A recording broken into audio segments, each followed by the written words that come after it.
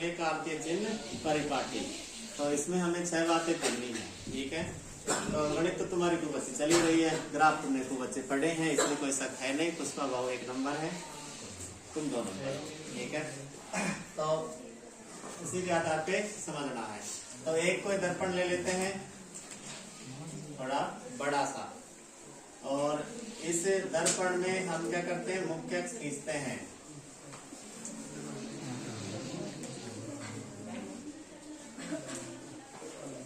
ठीक है, ये कोई दर्पण ले लिया, इस दर्पण में हमने खींच दी मुख्य अक्ष, ये मुख्य अक्ष खींच दी। अब यहाँ हमें दूरियां का मापन करना है, ठीक है। तो ये है दर्पण का ध्रुव P, इसका ध्रुव है दर्पण का ध्रुव P।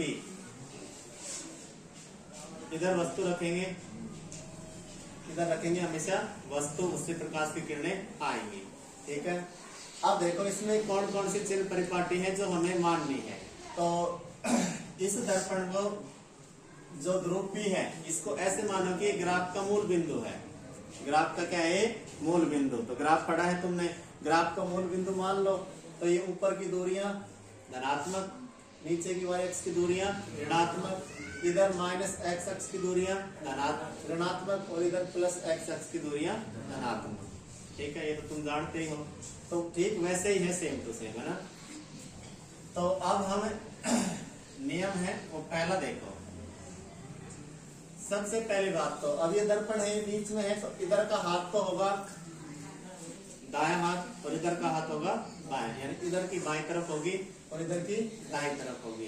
तो सबसे पहली बात, जो भी वस्तु रखेंगे, वस्तु हमेशा दर्पण के किस ओर रखी जाएगी,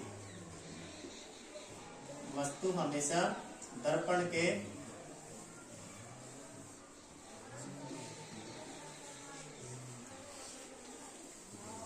ये इधर की साइड, कौन सी साइड है, तुम देखो खुद, तुम ऐसे मान लो यहाँ पे हो, तो ये इधर की साइड कौन सी है, बाईं तरफ। तो वस्तु हमेशा दर्पण के कहाँ रखी जाती है, बाईं तरफ। ये परिपाटी है, ये मान रखा है। अब तुम कहोगे कि ऐसा क्यों माना, बस मान रखा है, ये माना है तभी प्रतिबिंब और ये नियम लागू होते हैं। अगर वस्तु अगर इधर रख देते तो भी ठीक था, लेकिन हमेशा इधर ही रखते हैं बस। दूसरी बात, जितनी भी दूरियां मापनी है सारी किससे मापनी है, दर्पण के ध्रुव P से। ये बात याद रखना, ठीक सही। सभी दूरियां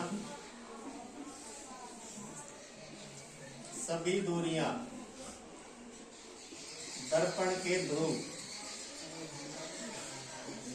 P से मापी जाती हैं। सभी दूरियां किससे मापी जाती हैं, दर्पण के ध्रुव P से, यानी कि मूल बिंदु है, तो यहीं से सारी दूरियां मापी जाएंगी। अब बात करते हैं, अगर ऊपर और नीचे अगर दूरियां हो तो उन्हें कैसे मापेंगे। देखो इधर हम वस्तु रखेंगे, ठीक है। अब उसका प्रतिबिंब कहीं पर भी बन सकता है, ठीक है। तो नीचे भी बन सकता है, ऊपर भी बन सकता है, कहीं पर भी बन सकता है। तो इसको इसकी दिशा में जो है, जैसे दर्पण का ध्रुव P है, इसके नीचे ये y अक्ष हो गया, ऊपर भी ये y अक्ष हो गया, ये कौन सा हो गया, x अक्ष, और ये कौन सा हो गया, x अक्ष, ठीक है। तो हम इसको नाम दे दें x और x डैश, ठीक है। और इसको नाम दे दें y और y डैश, ऐसे नाम दे देंगे। अब देखिए, अगर दर्पण के ध्रुव P से x डैश यानी कि बाईं ओर चला जाए, तो x अक्ष के समांतर जो भी दूरियां होंगी वो कैसी होंगी, सारी ऋणात्मक। कैसी होंगी, ऋणात्मक। यानी कि यहां लिख देता हूं x अक्ष के अनुदिश, x अक्ष के अनुदिश सभी दूरियां कैसी होंगी, ऋणात्मक। किधर की साइड, इधर की साइड की, क्योंकि चलना हमेशा किधर से है, मूल बिंदु से। तो तीसरा नियम क्या बन जाएगा, x डैश के अनुदिश सभी दूरियां कैसी होती है, नेगेटिव होंगी या होती है, ठीक है। तीसरा नियम। चौथा नियम, अब इधर आ जाओ, कि अगर इस डायरेक्शन में यानी प्लस एक्स अक्ष की दिशा में जो भी दूरियां होंगी वो सारे कैसे होंगे, धनात्मक। क्योंकि वैसे भी देख लो ग्राफ में ये अक्ष जो होता है वो कैसा होता है, धनात्मक। तो हम क्या लिखेंगे कि प्लस एक्स अक्ष के अनुदिश सभी दूरियां कैसी होंगी, पॉजिटिव, यानी कि ये सारी दूरियां पॉजिटिव होंगी। तो अपन को अभी तक 4 बातें पता लग गई। कौन कौन से, कि वस्तु जो रखी जाएगी हमेशा दर्पण के बाईं ओर रखी जाएगी। दूसरी बात, सभी दूरियां मापनी है तो कहां से मापनी है, दर्पण के ध्रुव P से मापनी है।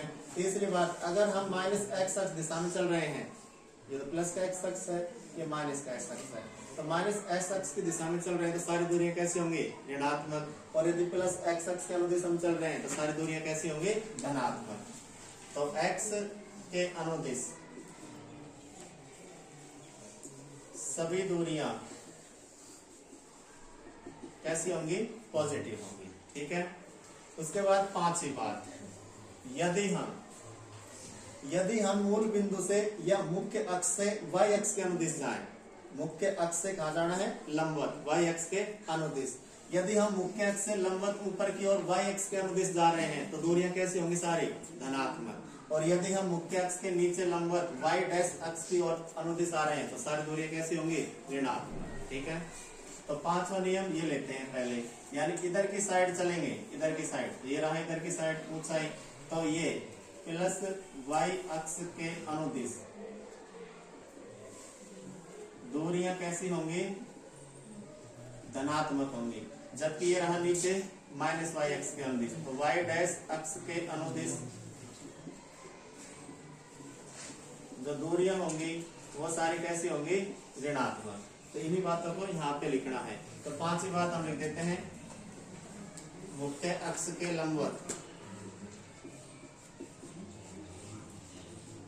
प्लस y डायरेक्शन में, यानी y अक्ष की दिशा में प्लस y अक्ष के अनुदिश सभी दूरियां पॉजिटिव, सभी दूरियां कैसे होंगी, पॉजिटिव, धनात्मक होंगी। जबकि 6ठा नियम क्या बन जाएगा कि मुख्य अक्ष के लंबवत माइनस y यानी नीचे की ओर, ये नीचे की ओर जो अनुदिश जो सभी दूरियां हैं वो सारी दूरियां कैसी होंगी, नेगेटिव होंगी। ठीक है। ये 6 बातें याद रखनी है। 6 बातें हैं, ठीक से हैं। ग्राफ तुमने पढ़ाई है गणित में, गणित में ग्राफ अच्छी तरीके से पढ़े भी हैं, बनाए भी हैं। तो ग्राफ में जैसा होता है ठीक वैसा ही इसमें होता है। मान लो ग्राफ का मूल बिंदु है 0 0, इधर x अक्ष है, इधर x डैश है, इधर y है, इधर y डैश, ऐसे तो बनाते हैं, ऐसे तो बनाते हैं। तो इस पे चलने वाली दूरियां कैसे होती हैं, धनात्मक, ऐसे +1 +2 +3। इधर की सारी दूरियां ऋणात्मक, ऐसा होता है। अगर हम y अक्ष के अनुदिश चले तो ये सब धनात्मक ऐसे, और यहाँ पे चले तो ये सब क्या होती है, ऋणात्मक। ऐसा ही तो होता है ग्राफ। ठीक है। तो गणित में ग्राफ तो पढ़ाई है, ठीक सेम टू सेम वैसे ही है।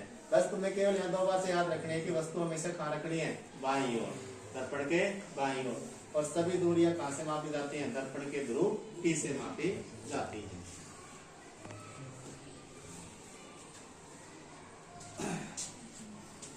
आप मिटा दें और अब आगे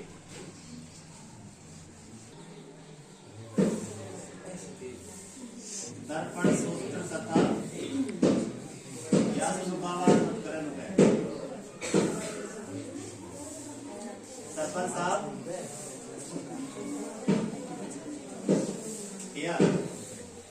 हम पढ़ेंगे दर्पण सूत्र, और दर्पण सूत्र में हम पढ़ेंगे 3 या 4 डेफिनेशन। ठीक है। तो सबसे पहली डेफिनेशन हम पढ़ेंगे बिंब दूरी, और बिंब दूरी को लिखते हैं U से। किससे लिखते हैं, U से। दर्पण के ध्रुव से बिंब की दूरी क्या कहलाती है, बिंब दूरी। दर्पण के ध्रुव से और बिंब जहां रखा है, यानी वस्तु जहां रखी है वो दूरी क्या कहलाती है, बिंब दूरी।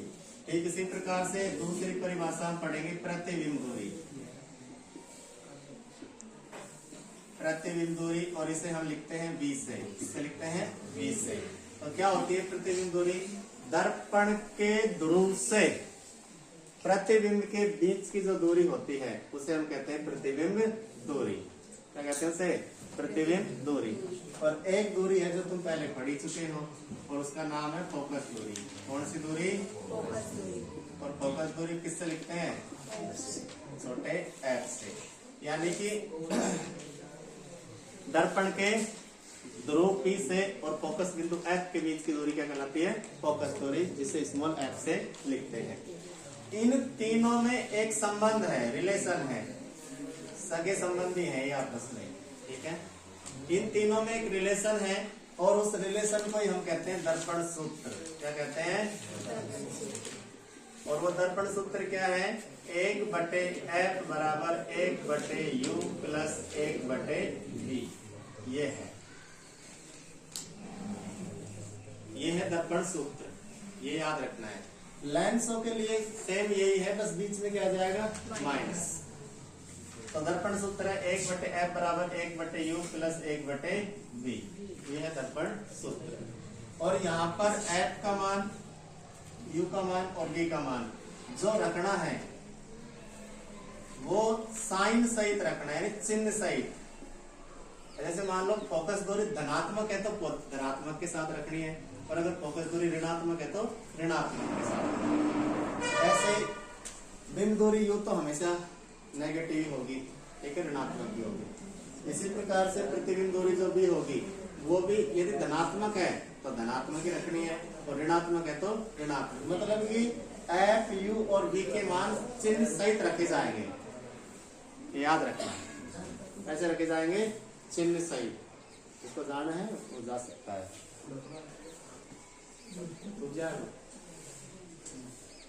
तो इनके मान कैसे रखना? चिन्ह सहित। ठीक है, आगे दूसरा अब हम पढ़ेंगे आवर्धन।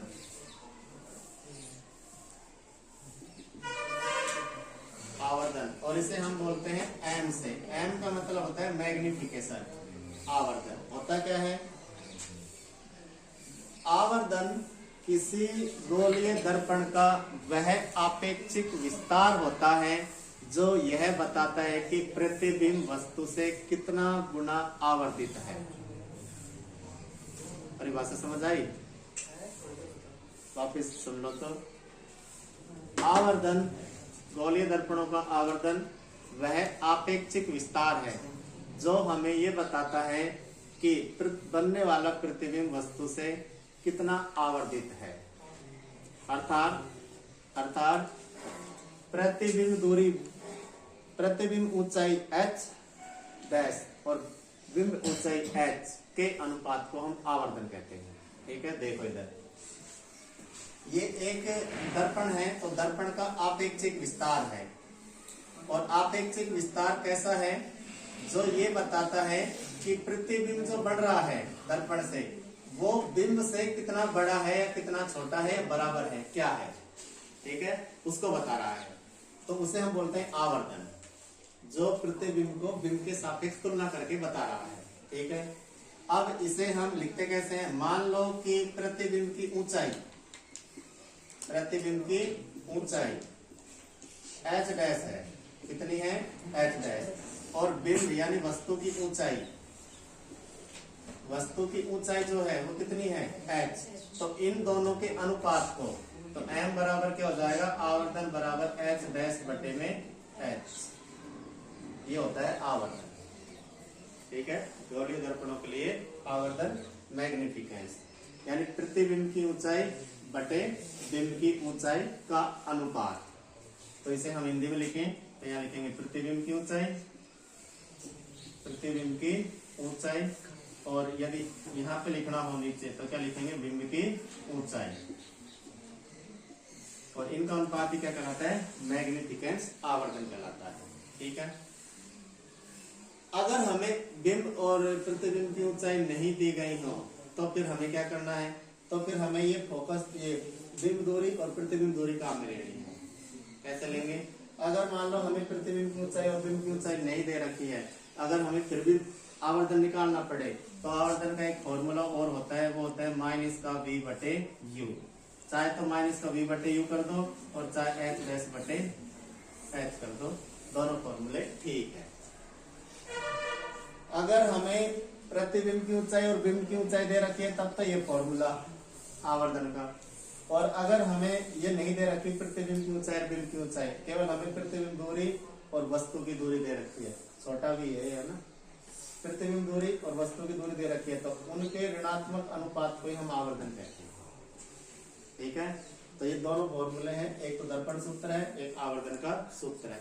इसके अलावा इस आवर्धन के बारे में 5 बातें याद रखनी है। कितनी बातें? 5 बात। तो वो तुम कैसे याद रखोगे मुझे नहीं पता, हालांकि याद रह जाती हैं। तो देखो, इस आवर्धन के बारे में, एम के बारे में 5 बात याद रखनी है। पानी भी याद कैसे जाते हैं, तो बोतल गुण क्या है? 5 बातें हैं, और 5 बातें ना तुम्हें अच्छी तरह याद रखनी है, ये काम आएंगी।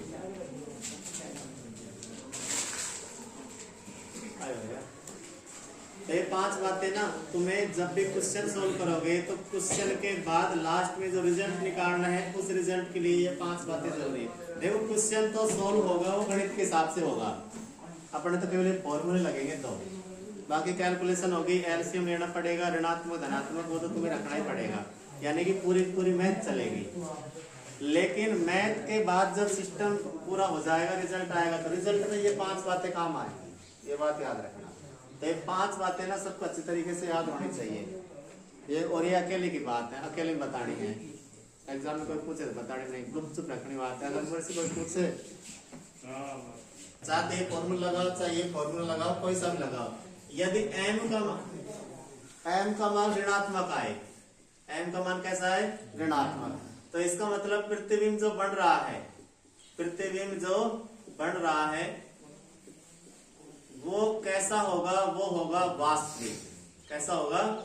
वास्तविक। ये बात याद रखना। m का मान कैसा आना चाहिए? नेगेटिव। तो प्रतिबिंब जो बन रहा है वो कैसा होगा? वास्तविक। ऋणात्मक, वास्तविक। यदि आवर्धन का मान ऋणात्मक आया तो प्रतिबिंब कैसा बन रहा है? वास्तविक। चाहे दर्पण कोई सही हो, m की बातें दोनों दर्पणों पर लागू है, चाहे वो गोलीय दर्पण कोई सा भी हो, चाहे वो अवतल हो चाहे वो उत्तल, सब पे लागू है, दोनों पे। इसी प्रकार यदि m का मान पॉजिटिव आए तो बनने वाला प्रतिबिंब वो कैसा होगा? आभासी। कैसा होगा? आभासी। और अभी मैंने थोड़ी मतलब कल भी बताया, पहले भी बताया, तो वास्तविक जो होता है वो हमेशा कैसा होता है, और आभासी होता है वो हमेशा कैसा होता है। अब ये बात है ना कि कोई प्रतिबिंब वास्तविक होगा, कोई आभासी होगा, उल्टा होगा, सीधा, ये केवल 2 बातें डिफाइन करेंगे, एक नेगेटिव और एक पॉजिटिव। देख लो कितने बड़े काम की चीज है। मान लिया तुम्हारे उत्तर निकले, कोई क्वेश्चन सोल्व किया, ये आया 0.25, लेकिन उसमें ये थोड़ी ना पूछा है 0.25, उसमें तो ये पूछा प्रकृति के बारे में बताइए, और प्रकृति तो ये होती है, इससे थोड़ी ना प्रकृति निकलेगी। अब यहाँ पे पॉजिटिव है, इसका मतलब आभासी, और सीधा है। अगर यहाँ माइनस में 0.25 होता तो इसका मतलब वास्तविक और उल्टा है। ये डिपेंड करेगा, लास्ट में जब सॉल्यूशन आएंगे तब रिजल्ट लिखने में ये चीजें काम आएगी जो बता रहे हैं। इसके अलावा हमको क्या करना है? मोड ऑफ m लेना है, यानी आवर्तन का मोड। मोड का मतलब होता है कि अगर m का मान ऋणात्मक है तो वो हमेशा पॉजिटिव निकलेगा। ठीक है, यानी जैसे मान लो माइनस का 5 है और मैंने इसका मोड कर दिया तो ये 5 निकलेगा बाहर, माइनस हट जाता है। जैसे मान लो माइनस का 10 है, इसका मोड लगा दिया तो ये 10 बाहर निकलेगा, माइनस हट जाएगा। अगर प्लस का 10 है और मोड है तो वो तो 10 ही रहेगा, वो तो वही रहेगा जो है। लेकिन माइनस में कोई संख्या तो किसमें हो जाएगी? वो प्लस में। अब जैसे मान लो मोड ऑफ m का मान 1 के बराबर आ जाए, 1 के क्या आ जाए? बराबर, यानी मोड ऑफ m निकाले और वो जैसे m का मान है वो निकल के कितना है? 1। ठीक है, 1 आए तो इसका मतलब जो प्रतिबिंब है ना, प्रतिबिंब वो वस्तु के बराबर बन रहा है। वस्तु के क्या बन रहा है? बराबर बन रहा है। यदि आवर्धन m का मोड का मान 1 आए तो प्रतिबिंब किसके बराबर है? वस्तु के बराबर, यानी वस्तु और प्रतिबिंब की ऊंचाई समान है दोनों की। इसी प्रकार से यदि m का मान, मोड ऑफ m का मान 1 से कम आए, 1 से कम यानी 0.25, 0.65, मतलब 1 से कम होना चाहिए। यदि 1 से कम आता है तो याद रखना प्रतिबिंब जो बन रहा है, प्रतिबिंब जो बन रहा है वो वस्तु से छोटा होगा। वस्तु से कैसा होगा? छोटा, यानी वस्तु बड़ी होगी और प्रतिबिंब उसका कैसा होगा, छोटा। और यदि m का मान, मोड ऑफ m का मान बड़ा है किससे, 1 से, तो इसका मतलब है कि प्रतिबिंब वस्तु से बड़ा होगा। प्रतिबिंब किससे बड़ा होगा, वस्तु से। ये 5 बातें ना गांठ बांध लो, दुपट्टा के चाहे पैंट के चाहे जहां भी बांधना चाहो वहां बांध लो, पल्ला गांठ बांध लो, सीधी सी बात ही है। ठीक है, बहुत काम की चीज है। लेंसों में भी सेम है ये, लेंसों में भी जब आवर्धन निकालेंगे ना तो यही 5 बातें सेम है। अब मेरे से कोई पूछता है ना कि 5 बातों को बता, तो मैं तो कह देता हूँ हवेली पे आना भाई। तक हमने जो दूसरा टॉपिक पढ़ाया वो है दर्पण सूत्र और आवर्धन। तो पहले तो दर्पण सूत्र के दर्पण सूत्र होता क्या है, तो दर्पण सूत्र बिंब दूरी, प्रतिबिंब दूरी और फोकस दूरी में संबंध है, रिलेशन है, उसको हम दर्पण सूत्र के नाम से जानते हैं। तो इनके लिए पहले हम पढ़ेंगे कि बिंब दूरी कितनी होती है, प्रतिबिंब दूरी क्या होती है और फोकस दूरी क्या होती है, ये पढ़ना जरूरी है। तो हम पहले पढ़ रहे हैं बिंब दूरी। किसी वस्तु की दर्पण के केंद्र, दर्पण के ध्रुव P से जो दूरी होगी वही क्या कहलाएगी, बिंब दूरी, और उससे किससे लिखते हैं, U से। इसके अलावा प्रतिबिंब दूरी जिसे हम लिखते हैं V से, दर्पण के ध्रुव P से और प्रतिबिंब के बीच की दूरी क्या कहलाती है, प्रतिबिंब दूरी, और इसे हम लिखते हैं V से।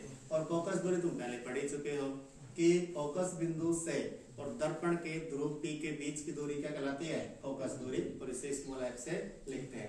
इन तीनों में एक संबंध है, तीनों में एक संबंध है, और वो संबंध की क्या कहलाता है, दर्पण सूत्र। अगर तुमसे क्वेश्चन पूछ जाए कि दर्पण सूत्र क्या है, तो तुम क्या लिखोगे, इनकी परिभाषा नहीं, ऐसा लिखना कि किसी दर्पण की बिंब दूरी, प्रतिबिंब दूरी और फोकस दूरी में जो संबंध होता है उसे हम क्या कहते हैं, दर्पण सूत्र। डायरेक्ट लिखना, और ये लिख देना डायरेक्ट 1/f बराबर 1/u plus 1/v। Copy check करने वाला इतना बेवकूफ नहीं है, जिसने ये सूत्र लिख दिया ना, वो कॉपी चेक करने वाला ये भी जानता है कि बालक ने अगर ये फॉर्मूला लिखा है तो इसमें ये भी जानता है कि ये क्या है, ये क्या है, ये क्या है, नंबर नहीं काटेगा।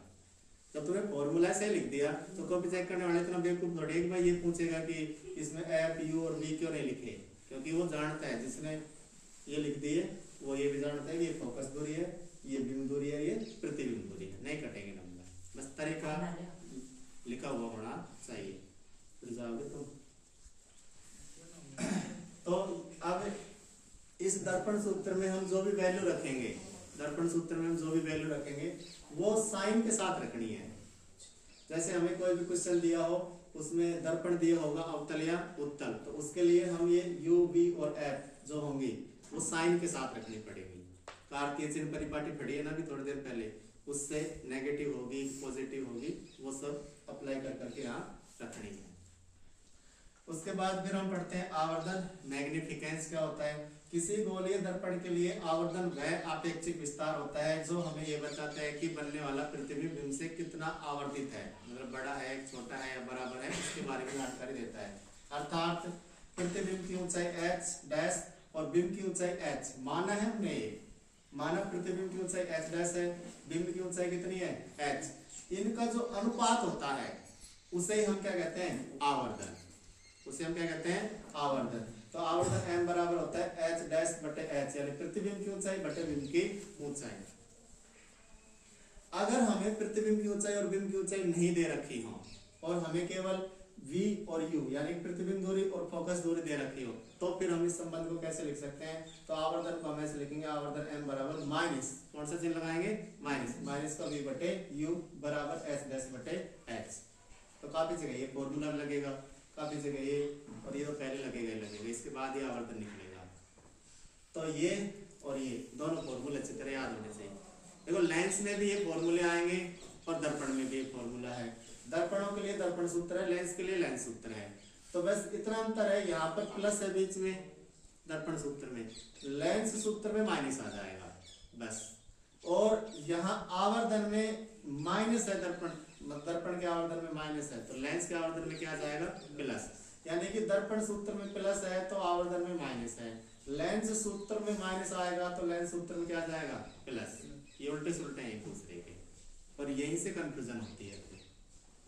क्या, तो आवर्धन हो गया। अब देखो क्वेश्चन तो कर लेंगे टिप टाप के, या फिर मैथ जानते हैं, थोड़ी कैलकुलेशन कर लेंगे, रिजल्ट क्या जाएगा, लेकिन रिजल्ट के बाद है ना लिखना क्या है, आंसर। वो प्रकृति पूछेगा कि प्रतिबिंब की प्रकृति कैसी है बताइए, तो उसके लिए हमें ना m के बारे में 5 बातें पता होनी चाहिए। तो m के बारे में 5 बात ना याद रख लो, दिमाग में बिठाओ, कपड़ा में भर लो, पल्ले बांध लो, कुछ भी करो, लेकिन याद होनी चाहिए। ये 5 बातें ना लेंसों के लिए भी है, दर्पणों के लिए भी है। तो पहली बात तो ये m का मान डायरेक्ट है, मोड़ वोड़ नहीं है कुछ भी। अगर m का मान ऋणात्मक आ जाए, m का मान कैसा आ जाए, ऋणात्मक, तो इसका मतलब जो प्रतिबिंब है वो कैसा है, वास्तविक। और वास्तविक हमेशा कैसे होते हैं, उल्टे। यदि m का मान पॉजिटिव आ जाए, धनात्मक, तो प्रतिबिंब कैसा होता है, आभासी। और फिर आभासी हमेशा कैसा होता है, सीधा। ये तो फिक्स है, वास्तविक हमेशा उल्टा होगा, आभासी हमेशा सीधा होगा। यदि तीसरी कंडीशन मोड ऑफ m का मान, मोड ऑफ m का मतलब है कि माइनस नहीं आएगा, केवल पॉजिटिव मान आएगा, धनात्मक मान आएगा। यदि मोड ऑफ m का मान 1 के बराबर है तो प्रतिबिंब जो बन रहा है वो वस्तु के बराबर बन रहा है, यानी जितनी वस्तु की ऊंचाई है उतनी ऊंचाई किसकी है, प्रतिबिंब की। अगर मोड ऑफ m का मान 1 से कम है तो प्रतिबिंब वस्तु से छोटा होगा, और यदि मोड ऑफ m का मान 1 से बड़ा है तो प्रतिबिंब वस्तु से बड़ा होगा। ठीक है।